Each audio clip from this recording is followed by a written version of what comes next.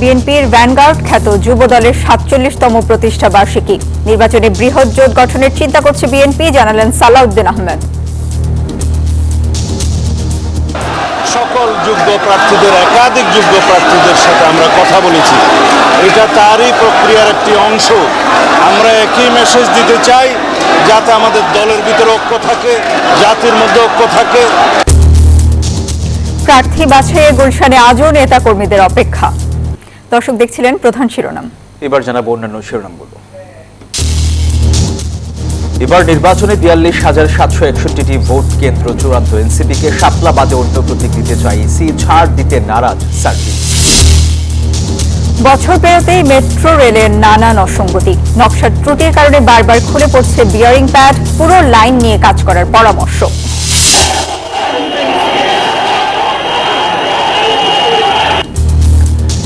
শিক্ষার্থীদের সংঘর্ষের জেরে বন্ধ সিটি ও জাফরের ইউনিভার্সিটি, তদন্তের ভিত্তিতে ব্যবস্থা নেওয়ার দাবি কর্তৃপক্ষের। ২০ বছর পর বাংলাদেশ পাকিস্তান যৌথ কমিশন বৈঠক। পাট আমদানিতে নজর ইসলামাবাদের, আকাশ ও নৌ যোগাযোগ বাড়াতে চায় ঢাকা।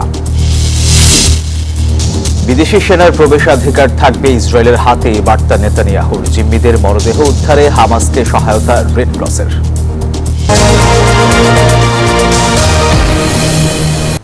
স্বাগত নিউজ 24 সংবাদে, আপনাদের সাথে আছি আমরা দুজন। আমি সোহাগ বক্স এবং আমি সঞ্জিতা ইসলাম। দর্শক দেখছিলেন বিআরবি কেবলস সংবাদ শিরোনাম। এবার বিস্তারিত। নির্বাচনকে সামনে রেখে বৃহৎ জোট গঠনের চিন্তা করছে বিএনপি, এমন মন্তব্য করেছেন দলটির স্থায়ী কমিটির সদস্য সালাউদ্দিন আহমেদ। বলেন, যুগপৎ আন্দোলনে থাকা দলগুলো জোটে পাবে অগ্রাধিকার। আর জানান, ফ্যাসিবাদ বিরোধী জাতীয় ঐক্য ধরে রাখা এখন দলের মূল লক্ষ্য। আর স্থায়ী কমিটির আরেক সদস্য গয়েশ্বরচন্দ্র রায় বলেছেন, তারুণ্যের মনোভাব বুঝে দলীয় কর্মপন্থা নির্ধারণ করবে বিএনপি। যুবদলের ৪৭তম প্রতিষ্ঠা বার্ষিকীর আলাদা অনুষ্ঠানে তারা এইসব কথা বলেন। সংকট সংগ্রামে বিএনপির ভ্যানগার্ড জাতীয়তাবাদী যুবদল ৪৭তম প্রতিষ্ঠা বার্ষিকীতে সোমবার সকালে খণ্ড খণ্ড মিছিল নিয়ে জিয়াউর রহমানের সমাধিতে সমবেত হন দলটির নেতাকর্মীরা। জিয়াউর রহমানের হাত ধরে প্রতিষ্ঠিত সংগঠনটি নানা চড়াই উতরাই পার করেছে প্রায় ৪.৫ দশক। শেখ হাসিনা সরকার নিপীড়নের শিকার হন যুবদলের লাখো নেতাকর্মী। আমরা গত ১৬ বছর এই প্রতিষ্ঠা বার্ষিকী পালনকালীন আমরা কিন্তু এইভাবে স্বতঃস্ফূর্তভাবে পালন করতে পারিনি। বিভিন্ন বাধা বিতর্ক অতিক্রম করে আমাদের সব প্রতিষ্ঠা বার্ষিকী পালন করতে হয়েছে। পুরা জিয়া উদ্যান লোকারণ্য, কিন্তু এটা বিগত দিনও ছিল, কিন্তু এইভাবে সবাই উন্মুক্ত পরিবেশে থাকতে পারেনি। শ্রদ্ধার মিছিলকে দীর্ঘ করেন বিএনপির স্থায়ী কমিটির সদস্য সালাউদ্দিন আহমেদ। বলেন, আগামী নির্বাচনেও ঐক্যবদ্ধ থাকতে হবে। নির্বাচনী জোট হবে যুগপৎ আন্দোলনের শরিকদের নিয়ে। যাদের সাথে আমরা যুগপৎ আন্দোলন করেছি এবং অন্যান্য একটা বৃহৎ জোটের জন্য আমরা চিন্তা করছি, সবাইকে নিয়ে ঐক্যবদ্ধভাবে যাতে আমরা আগামীতে এই নির্বাচনে বৈতরণে পার হতে পারি। তবে জাতির মধ্যে ঐক্যটাই হচ্ছে আমাদের সবচেয়ে বড় শক্তি। সেই ঐক্য বজায় রাখার জন্য কেউ যাতে বিভেদের পথে না যায়, সেই লক্ষ্যে আগামী নির্বাচনে দলের প্রার্থী বাছাইয়ের কাজ গুছিয়ে আনছে বিএনপি। প্রতি আসনে একাধিক প্রার্থী ঠিক করে রাখা হচ্ছে বলেও জানান সালাউদ্দিন আহমেদ। আমরা সমগ্র বাংলাদেশে আসন ভিত্তিক সকল যোগ্য প্রার্থীদের, একাধিক যোগ্য প্রার্থীদের সাথে আমরা কথা বলেছি। এটা তারই প্রক্রিয়ার একটি অংশ। আমরা একই মেসেজ দিতে চাই, যাতে আমাদের দলের ভিতরে ঐক্য থাকে, জাতির মধ্যে ঐক্য থাকে। পরে নয়াপল্টনে মেডিকেল ক্যাম্প করে যুবদল। অংশ নেন স্থায়ী কমিটির আরেক সদস্য গয়েশ্বরচন্দ্র রায়। আমি বিশ্বাস করি তার নেতৃত্বে সুন্দর পূরণ হবে, জনগণের আহ্লাদ পূরণ হবে, একটি জনতান্ত্রিক বাংলাদেশ আমরা হয়তো উদ্ধার করতে পারবো। তরুণ যুবকদের ভাবনা আত্মস্থ করেই সামনের দিকে রাজনীতি এগিয়ে যাবে, এমন প্রত্যাশা জাতীয়তাবাদী যুবদলের। ফজলে রাব্বী সৌরভ, নিউজ 24, ঢাকা। আগামী নির্বাচন সামনে রেখে বিএনপির মনোনয়ন প্রত্যাশীদের সঙ্গে দ্বিতীয় দিনের মতো ভার্চুয়ালি বৈঠক করছেন বিএনপির ভারপ্রাপ্ত চেয়ারম্যান তারেক রহমান। বিকেলে বরিশাল ও খুলনা বিভাগের মনোনয়ন প্রত্যাশীদের বৈঠক শুরু হয়। পরে খুলনা ও সিলেট বিভাগের মনোনয়ন প্রত্যাশীরা বৈঠকে অংশ নেয়। রাত ৮টায় ঢাকা বিভাগের মনোনয়ন প্রত্যাশীরা দলের ভারপ্রাপ্ত চেয়ারম্যানের সঙ্গে বৈঠকে মিলিত হবেন। দলীয় সূত্রে জানা গেছে, আগামী নির্বাচনে বিজয়ী হতে দলের তরফ থেকে যাকে মনোনয়ন দেওয়া হবে তার পক্ষে সবাইকে ঐক্যবদ্ধভাবে কাজ করার আহ্বান জানিয়েছেন তারেক রহমান। পাশাপাশি 31 দফার বার্তা ঘরে ঘরে পৌঁছে দিতে মনোনয়ন প্রত্যাশীদের নির্দেশ দেন তিনি।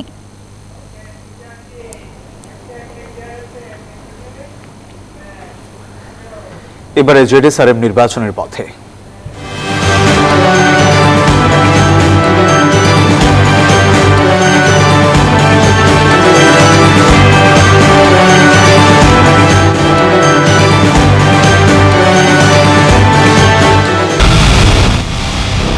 পুরো দেশের মুখে হাসি ফোটাতে নিজেকে হতে হয় স্ট্রং আর মনোবল হতে হয় স্পার্ক জিরো। জেডএসআরএম 25 বছরের পথ চলায় নিরাপদে রাখার প্রত্যয়ে।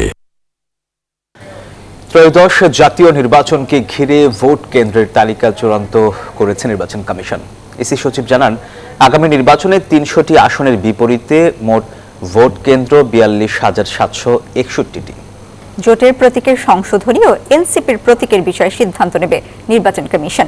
ইসি জানায়, এনসিপিকে শাপলা দেওয়ার কোনো সুযোগ নেই। ভোট কেন্দ্রে চূড়ান্ত তালিকা সহ ফেব্রুয়ারিতে জাতীয় নির্বাচনের সার্বিক বিষয় নিয়ে ইসি ভবনে গণমাধ্যমের সাথে কথা বলেন নির্বাচন কমিশনের সিনিয়র সচিব আক্তার আহমেদ। এ সময় ইসি সচিব জানান, 64 জেলার 300 আসনে এবার মোট ভোট কেন্দ্রের সংখ্যা 42,761টি। এর মধ্যে মোট ভোট কক্ষ 2,44,649টি। তবে গণভোটের বিষয়ে নির্বাচন কমিশনে এখনো কোনো তথ্য নেই বলে দাবি করেন তিনি। আমাদের গণভোট সম্পর্কে নির্বাচন কমিশনে আমার জানা মতে এখনো পর্যন্ত কোনো তথ্য আসেনি। যে তথ্যটা আসেনি সেটার পরে অনুমান ভিত্তিক কোনো কথাবার্তা আমার মনে হয় বলা উচিত না। আক্তার আহমেদ বলেন, জোটবদ্ধ হয়ে ভোটে প্রতীকের বিষয়ে আরপিওর সংশোধনী নিয়ে যে আপত্তি তুলেছে বিএনপি, তা নিয়ে সিদ্ধান্ত নেবে নির্বাচন কমিশন। বিধিমালায় শাপলা প্রতীক না থাকায় এনসিপিকে শাপলা দেওয়ার সুযোগ নেই বলেও জানান তিনি।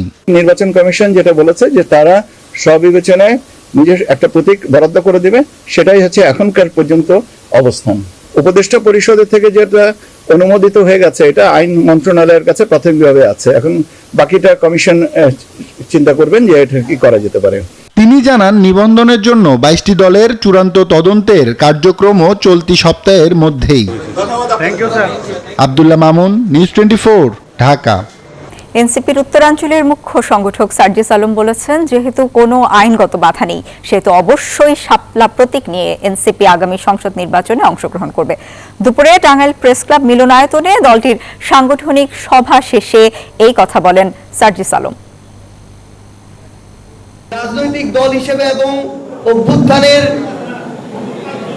সামনের সারির নেতৃত্ব হিসেবে এনসিপি তাদের জায়গায় কোনো স্বেচ্ছাচারী আচরণকে প্রশ্রয় দিতে পারে না। আমরা স্পষ্ট করে বলেছি, যেহেতু কোনো আইনগত বাধা নেই, আমরা আমাদের জায়গা থেকে অবশ্যই মার্কা হিসেবে শাপলাকে এনসিপির জন্য চাই এবং শাপলা মার্কা নিয়েই এনসিপির আগামী সংসদে নির্বাচনে অংশগ্রহণ করবে। পিআর পদ্ধতি চালু হলে নির্বাচন কেন্দ্রিক সন্ত্রাসী সংস্কৃতির সমাপ্তি হবে বলে মন্তব্য করেছেন জামায়াতে ইসলামের নায়েবে আমির অধ্যাপক মুজিবুর রহমান। যারা গণভোট ভয় পায় তারা জনগণের মতকে ভয় পায় বলেও মন্তব্য করেন তিনি। সোমবার জামায়াতে ইসলামের ঢাকা মহানগর দক্ষিণের এক মত বিনিময় সভায় অংশ নিয়ে তিনি এসব কথা বলেন। এখন অনেকেই ফ্যাসিবাদী আস্ফালন করছে, তাদেরকেও আওয়ামী লীগের পরিণতি ভোগ করতে হবে বলেও হুঁশিয়ারি দেন তিনি।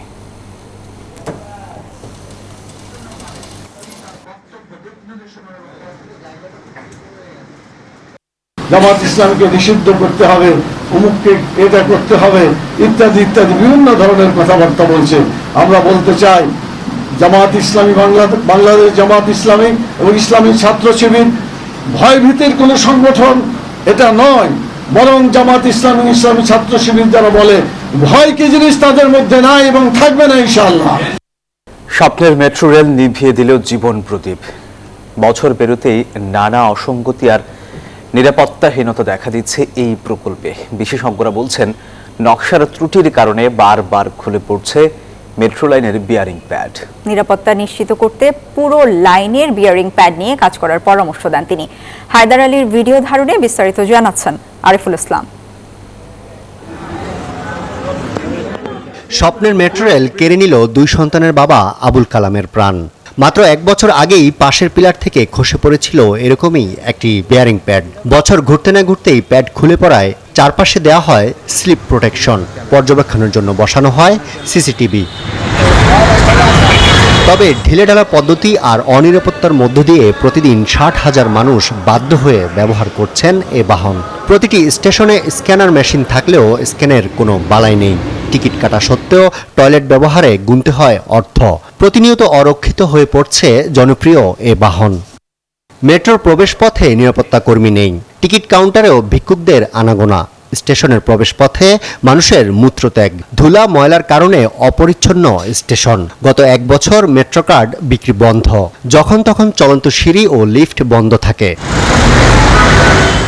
নানান অসঙ্গতির কারণে প্রশ্ন উঠছে নগরবাসীর জন্য কতটা ঝুঁকিমুক্তভাবে নির্মাণ করা হয় মেট্রো রেল।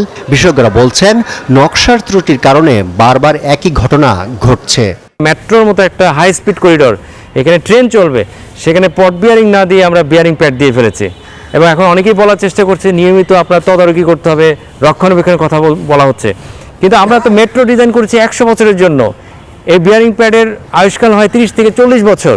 এটা তো আসলে 6 মাস 1 বছর পর পর যদি বারবার এটাকে মনিটরিং করতে হয়, বারবার যদি এটাকে মেনটেনেন্স করতে হয়, এটা তো আসলে টেকসই সমাধান হবে না। টেকসই সমাধান মাথায় রেখে আমি মনে করি এটা পট বিয়ারিং প্রযুক্তিতে যদি আমরা চলে যেতে পারতাম, এটা কিন্তু একটা স্থায়ী সমাধান হতে পারত।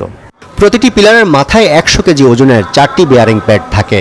বাঁক নেয়া স্থানে অতিরিক্ত চাপের কারণে ভিয়েতনামের মানসম্মত প্যাড থাকা সত্ত্বেও খুলে পড়ছে। বিশেষজ্ঞরা বলছেন নতুন অবস্থায় এভাবে খুলে পড়ায় সবগুলো পিলারের প্যাড সুরক্ষিত রাখতে দ্রুত পদক্ষেপ নিতে হবে। ত্রুটি নিয়ে কিন্তু আমার নির্মাণ কাজ হয়ে গেছে, তো এই ত্রুটি নিয়ে তো আসলে বসে থাকলে হবে না। কর্তৃপক্ষ আমি মনে করি আরেকটু নড়েচড়ে বসা দরকার ছিল, যেহেতু 1 বছর আমরা সময় পেয়েছি। এই 1 বছরের মধ্যে বিশেষ করে বাঁকের মধ্যে যে খুঁটির উপরে আমরা যেটা বলছি প্রায় 4টা বিয়ারিং প্যাড বসে আছে, তাকে আটকানোর জন্য নাট বল্টু হোক, গ্রুপ করে হোক বা বাইরে থেকে লোহার একটা খাঁচা তৈরি করে হোক। বলেন শুধু ফার্মগেটের অংশে নয়, পুরো মেট্রো লাইন ও নিচের পথ সুরক্ষিত রাখতে কর্তৃপক্ষকে নড়েচড়ে বসতে হবে। সচেতনভাবে ওয়াকওয়ে ব্যবহার করে হেঁটে যাচ্ছিলেন আবুল কালাম। তবে মেট্রোর ত্রুটিপূর্ণ নকশার কারণে জীবন দিতে হলো তাকে। ভবিষ্যতে যাতে এই ধরনের ঘটনা পুনরায় না ঘটে, দ্রুত কর্তৃপক্ষকে যথাযথ উদ্যোগ নেওয়ার আহ্বান সাধারণ মানুষের। আরিফুল ইসলাম, নিউজ 24, ঢাকা। সংঘর্ষের জেরে 10 দিনের জন্য বন্ধ ঘোষণা করা হয়েছে সিটি ইউনিভার্সিটির শিক্ষা কার্যক্রম। আর ড্যাফোডিল ইউনিভার্সিটির কার্যক্রম মঙ্গলবারও বন্ধ থাকবে। এদিকে হামলার ঘটনার সুষ্ঠু বিচার ও ক্ষতিপূরণ দাবি করেছে সিটি ইউনিভার্সিটি কর্তৃপক্ষ। আর তদন্ত সাপেক্ষে দোষীদের বিরুদ্ধে ব্যবস্থা নেওয়ার আশ্বাস দিয়েছে ড্যাফোডিল ইউনিভার্সিটি কর্তৃপক্ষ। এদিকে হামলার অভিযোগে আটক ড্যাফোডিল ইউনিভার্সিটির 17 শিক্ষার্থীকে হস্তান্তর করেছে সিটি ইউনিভার্সিটি। সাভার থেকে আরো জানাচ্ছেন নাইবাল চিকো। সাভারের সিটি ইউনিভার্সিটি ক্যাম্পাসের বিভিন্ন জায়গায় ধ্বংসস্তূপের চিহ্ন। শিক্ষার্থীদের বাস, মাইক্রোবাস, মোটরসাইকেল যেদিকে চোখ যায় সেদিকে পোড়া ক্ষত। তুচ্ছ ঘটনাকে কেন্দ্র করে ড্যাফোডিল শিক্ষার্থীদের ওপর হামলা চালায় সিটির শিক্ষার্থীরা। পরে ড্যাফোডিলের শিক্ষার্থীরা সিটি ইউনিভার্সিটিতে পাল্টা হামলা চালায়। হামলায় ভিসি অফিস, প্রশাসনিক ভবন তছনছ করা হয়। ঘটনার পর সিটি বিশ্ববিদ্যালয়ের অনেক শিক্ষার্থী হল ছেড়েছেন। রাতের আধারে এমন হামলার সুষ্ঠু বিচারের দাবি করে সিটি ইউনিভার্সিটির উপাচার্য বলেন, শিক্ষার্থীদের এমন হামলা মেনে নেওয়া যায় না। গাড়ি থেকে শুরু করে আমাদের অফিস সবকিছু পড়ে ফেলছে। অবশ্যই আমরা আইনি ব্যবস্থায় যাব, যদি না বেআইনিকেবল কোনো সলিউশন না হয়। ড্যাফোডিল ইউনিভার্সিটির ডিন সিটি ক্যাম্পাস পরিদর্শন করেন। সঠিক তদন্ত করা এবং ক্ষয়ক্ষতির পরিমাণ নির্ধারণ করার পর ক্ষতিপূরণ দেওয়ার আশ্বাস দেন। একটা শিক্ষা প্রতিষ্ঠান এইভাবে ধ্বংসযজ্ঞ চালানো মোটেও উচিত না। এটার জন্য অবশ্যই আমরা দুঃখ প্রকাশ করছি এবং বিসি স্যারের সাথে কথা হয়েছে, আমাদের বিসি স্যার এবং সিটি ইউনিভার্সিটি বিসি স্যারের সাথে কথা হয়েছে। এই যেই ক্ষতিপূরণ হয়েছে, ক্ষতিপূরণ অবশ্যই পুঙ্খানুপুঙ্খভাবে আমাদের ড্যাফোডিল বিশ্ববিদ্যালয় ক্ষতিপূরণ প্রদান করবে। ঘটনাস্থল পরিদর্শন করেছে বিশ্ববিদ্যালয় মঞ্জুরি কমিশনের প্রতিনিধি দল। দেখলাম তো যে ভাঙচুর যেগুলো দেখলাম এগুলোই আমরা চেয়ারম্যান মহোদয়কে আমরা এগুলো দেখাবো। হামলা করার অভিযোগে আটকে রাখা ড্যাফোডিলের 17 শিক্ষার্থীকে ফিরিয়ে দিয়েছে সিটি ইউনিভার্সিটি। নাইম আলচিকো, নিউজ 24, ঢাকা। বাংলাদেশ থেকে পাট ও কৃষি পণ্য আমদানি বাড়াতে চায় পাকিস্তান, আর দেশটির সঙ্গে জ্বালানি ও কৃষি বিষয়ে দ্বিপাক্ষিক বাণিজ্যের পাশাপাশি আকাশ ও নৌপথে যোগাযোগ সহযোগিতা বাড়াতে চায় বাংলাদেশ। নবম বাংলাদেশ পাকিস্তান যৌথ অর্থনৈতিক কমিশন জেইসির বৈঠক শেষে এসব তথ্য জানান উভয় দেশের প্রতিনিধিরা। এছাড়া হালাল পণ্য আমদানি রপ্তানিতে দুই দেশের মধ্যে একটি সমঝোতা চুক্তি স্বাক্ষর হয়েছে। বাংলাদেশ ও পাকিস্তানের মধ্যে দ্বিপাক্ষিক বাণিজ্য ও অর্থনৈতিক সম্পর্ক এগিয়ে নিতে দীর্ঘ 20 বছর পরে আবারও আলোচনার টেবিলে দুই দেশ। যৌথ অর্থনৈতিক কমিশন জেইসি বৈঠকে বাংলাদেশের পক্ষে অর্থ উপদেষ্টা সালেহ উদ্দিন আহমেদ এবং পাকিস্তানের পক্ষে নেতৃত্ব দেন দেশটির পেট্রোলিয়াম মন্ত্রী আলী পারভেজ মালিক। সোমবার আগারগাঁওয়ে পরিকল্পনা কমিশনের প্রায় 3 ঘণ্টায় বৈঠক শেষে অর্থ উপদেষ্টা জানান, বৈঠকে কৃষি, আইটি, খাদ্য, বিমান ও নৌযোগাযোগ খাতে বাণিজ্য বাড়াতে সম্মত হয়েছে দুই দেশ। পাশাপাশি জোর দেন সার্ককে আরও পুনর্জীবিত করার ওপরও। কৃষি, ট্রেড, কমার্স, আইটি, ফুড প্রত্যেকটা আইটেম নিয়ে আলোচনা করেছি এবং মোটামুটি যেগুলো আমরা এগ্রি করেছি সবগুলো কিন্তু দুইটা দেশের জন্য, দুটি দেশের মানুষের জন্য উপকার হবে।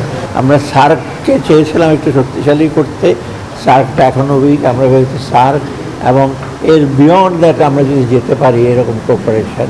এ সময় পাকিস্তানের জ্বালানি মন্ত্রী বলেন, ওষুধ ও কৃষি পণ্যের পাশাপাশি বাংলাদেশ থেকে পাট আমদানিতে বিশেষ জোর দিচ্ছে পাকিস্তান।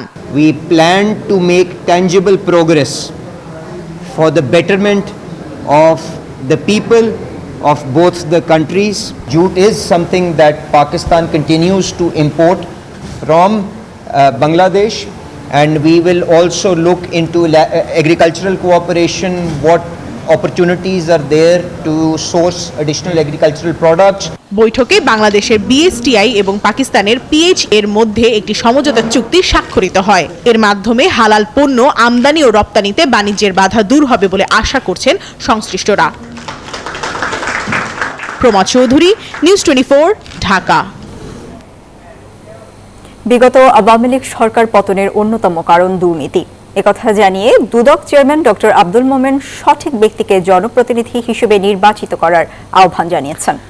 এদিকে নিয়োগ প্রক্রিয়া জালিয়াতির কারণে কৃষি গবেষণা ইনস্টিটিউটের সাবেক মহাপরিচালক সহ 44 জনের বিরুদ্ধে মামলার অনুমোদন দিয়েছে দুদক।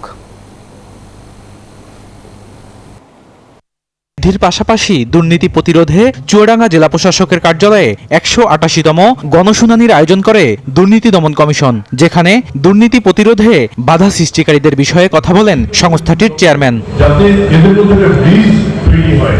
বিগত সরকারের প্রধানমন্ত্রী, এমপি ও তাদের আত্মীয়দের নামে একাধিক দুর্নীতির অনুসন্ধান, তদন্ত ও মামলা চলমান।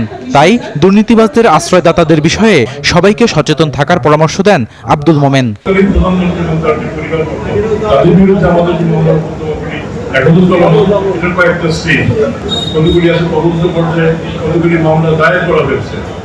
আমরা আমাদের সাধ্যমতো কাজ করে যাচ্ছি যাতে একটা সফল পরিণতির দিকে আমরা যেতে পারি।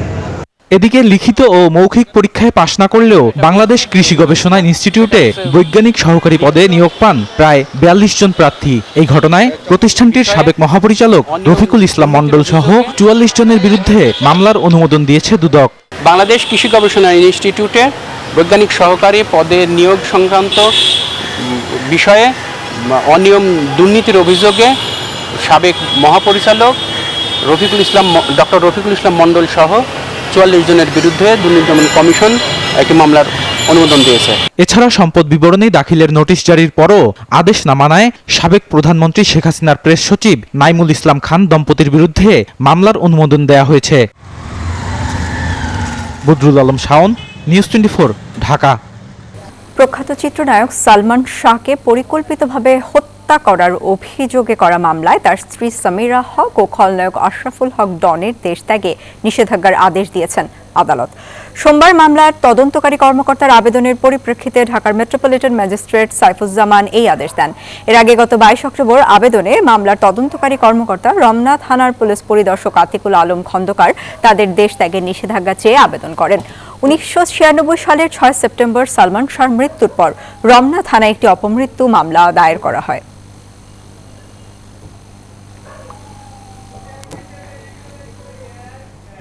এবার মধুমতি ব্যাংক পিএলসি অর্থ বাণিজ্য সংবাদ।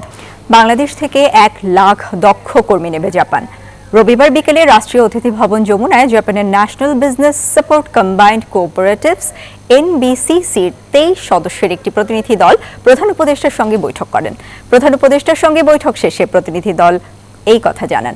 বৈঠকে 65টিরও বেশি কোম্পানির একটি জাপানি ব্যবসায়িক ফেডারেশনের সাথে জাপানে বাংলাদেশি কর্মী নিয়োগের ব্যাপারে বাংলাদেশের সাথে একটি সমঝোতা স্মারক স্বাক্ষর হয়।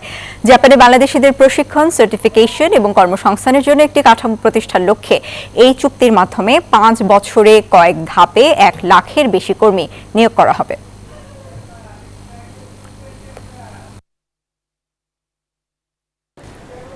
বিএনপি ক্ষমতায় গেলে বাংলাদেশ ব্যাংক সহ অন্যান্য আর্থিক প্রতিষ্ঠানগুলোকে সরকারি হস্তক্ষেপ মুক্ত রাখা হবে বলে জানিয়েছেন দলটির স্থায়ী কমিটির সদস্য আমির খসরু মাহমুদ চৌধুরী। দেশের অর্থনীতিতে নতুন ইকোনমিক মডেল প্রণয়নের কথাও বলেন তিনি।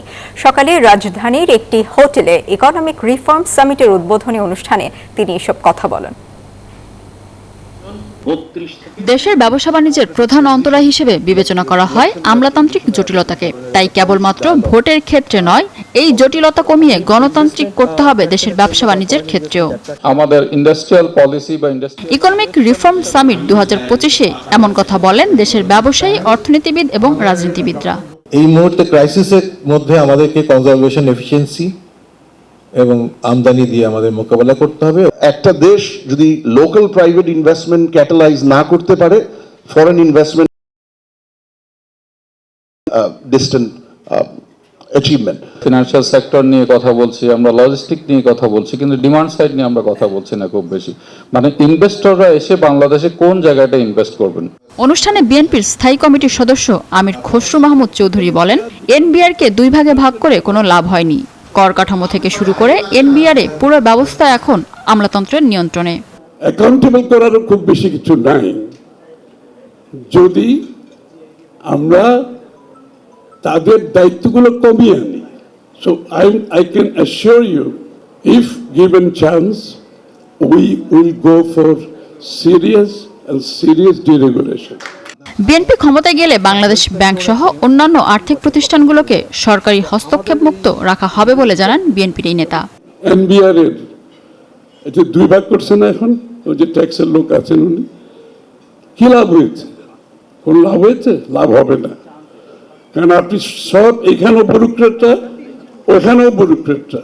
বাংলাদেশের মানুষ কিভাবে আয় করে, কিভাবে ব্যয় করে, ব্যবসায়ীরা কিভাবে আয় করে, কিভাবে ব্যয় করে, এবং এক একটা ব্যবসার পিছনে কি এফোর্ট যায়, এক একটা ব্যবসা পরিচালনায় তার কতগুলো সমস্যা সমাধান করতে হয়। এ সময় বক্তারা বলেন, বেসরকারি খাতের উৎপাদন বৃদ্ধি এবং মূল্যস্ফীতি নিয়ন্ত্রণই বর্তমান সময়ের বড় চ্যালেঞ্জ। এছাড়া বিনিয়োগ বৃদ্ধি, মূলধন সংকট কাটানোর পাশাপাশি অবকাঠামোগত দুর্বলতা, নীতি ও প্রাতিষ্ঠানিক দুর্বলতা দূর করা না গেলে অর্থনৈতিক প্রবৃদ্ধি সম্ভব নয় বলে মনে করেন বক্তারা। স্টেটের প্রত্যেকটা অর্গানের মিনা ফেরদাউস, নিউজ 24, ঢাকা। এবারে আন্তর্জাতিক সংবাদ। যুদ্ধবিরতির মধ্যেও থেমে নেই ইসরায়েলের বর্বরতা। অধিকৃত পশ্চিম তীরে দখলদারদের হামলায় নিহত হয়েছেন 4 ফিলিস্তিনি। এদিকে নিরাপত্তা নীতি নিয়ে কোনো আন্তর্জাতিক চাপ গ্রহণযোগ্য নয় বলে জানিয়েছেন ইসরায়েলের প্রধানমন্ত্রী বেনিয়ামিন নেতানিয়াহু। আর এর মধ্যেই তেল আবিবের অনুমতিতে গাজায় প্রবেশ করেছে মিশরীয় দল ও আন্তর্জাতিক মানবিক সংস্থা রেড ক্রস। অন্যদিকে গাজায় শান্তিরক্ষী পাঠাতে প্রস্তুত বলে জানিয়েছেন মালয়েশিয়ার প্রধানমন্ত্রী আনোয়ার ইব্রাহিম। যুদ্ধবিরতির 3য় সপ্তাহে গড়ালেও ধ্বংসস্তূপ আর অনিশ্চয়তা নিয়ে বেঁচে আছেন গাজাবাসী। গাজার দক্ষিণাঞ্চলে ধ্বংসস্তূপের নিচে এখনো লুকানো রয়েছে প্রায় 66,000 টন বিস্ফোরণহীন গোলা বারুদ। মার্কিন মধ্যস্থতায় যুদ্ধবিরতি টিকলেও প্রতিদিনই এসব বোমার ঝুঁকিতে হাজারো মানুষ, শিশুরা ধ্বংসস্তূপে খেলতে গিয়ে বহুবার প্রাণ হারিয়েছে। অপহৃত জিম্মিদের মৃতদেহ উদ্ধারে অনুসন্ধান অভিযান বিস্তৃত করেছে হামাস। এদিকে ইসরায়েলের অনুমতিতে গাজায় প্রবেশ করেছে মিশরীয় দল ও আন্তর্জাতিক মানবিক সংস্থা রেড ক্রস। এখন পর্যন্ত ইসরায়েলি জিম্মিদের 15টি লাশ ফেরত দিয়েছে হামাস, কিন্তু 5 দিন ধরে কোনো নতুন মরদেহ হস্তান্তর হয়নি। 48 ঘন্টার মধ্যে অগ্রগতি না হলে নতুন পদক্ষেপের হুঁশিয়ারি দিয়েছে মার্কিন প্রেসিডেন্ট ডোনাল্ড ট্রাম্প। অন্যদিকে নিরাপত্তা নীতি নিয়ে কোনো আন্তর্জাতিক চাপ গ্রহণযোগ্য নয় বলে জানিয়েছেন ইসরায়েলের প্রধানমন্ত্রী বেনিয়ামিন নেতানিয়াহু। যুদ্ধবিরতির পরবর্তী ধাপে গাজায় আন্তর্জাতিক বাহিনী মোতায়েনের পরিকল্পনা চলছে। ইসরায়েল নিজের নিরাপত্তা নিজেরাই নিশ্চিত করবে। যুদ্ধবিরতির মধ্যেও গাজার পশ্চিম তীরে ইসরায়েলি অভিযানে আহত হয়েছেন বেশ কয়েকজন ফিলিস্তিনি। পাশাপাশি লেবাননের বেকা অঞ্চলে হিজবুল্লাহর 2 সদস্যকে হত্যার দাবি করেছে ইসরায়েল। এদিকে গাজায় একটি বহুজাতিক শান্তিরক্ষী মোতায়েন করতে চায় যুক্তরাষ্ট্র। সেখানে অংশ নেবে আরব দেশগুলো। কাতারে এই নিয়ে বৈঠক করেছেন মার্কিন কর্মকর্তারা। ইতিমধ্যে গাজায় শান্তিরক্ষী পাঠাতে প্রস্তুত বলে জানিয়েছেন মালয়েশিয়ার প্রধানমন্ত্রী আনোয়ার ইব্রাহিম। চন্দ্রা, নিউজ 24। নভেম্বরেই ক্যাবিনেট ক্লোজ হয়ে যাবে, তথ্য উপদেষ্টা মাহফুজ আলমের এমন বক্তব্য বিভ্রান্তি ছড়াচ্ছে বলে মন্তব্য করেছেন অন্তর্বর্তী সরকার। তাই রাতে এক বিবৃতিতে বলা হয়েছে, উপদেষ্টা পরিষদ নির্বাচিত সরকারের হাতে দায়িত্ব বুঝিয়ে দেওয়ার আগ পর্যন্ত দায়িত্ব পালন করে যাবে। ঢাকা রিপোর্টার্স ইউনিটিতে মিট দ্য রিপোর্টার্স অনুষ্ঠানে মাহফুজ আলম বক্তব্য দেওয়ার একদিন পর আজ সোমবার অন্তর্বর্তী সরকারের বিবৃতি আসে, যার অর্থ নভেম্বরের পরও উপদেষ্টা পরিষদের সভা এখনকার মতোই চলবে, সংস্কার কাজও থেমে থাকবে না।